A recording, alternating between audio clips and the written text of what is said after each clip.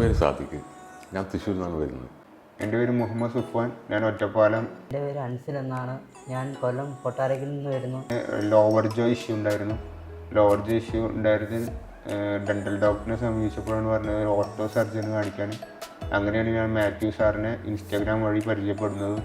എനിക്ക് കുറച്ച് ബ്രീത്തിങ്ങിൻ്റെ കുറച്ച് ഇഷ്യൂസ് ഒരു 5-8 വർഷമായിട്ട് ഞാൻ ഫേസ് ചെയ്തുകൊണ്ടിരിക്കുകയായിരുന്നു.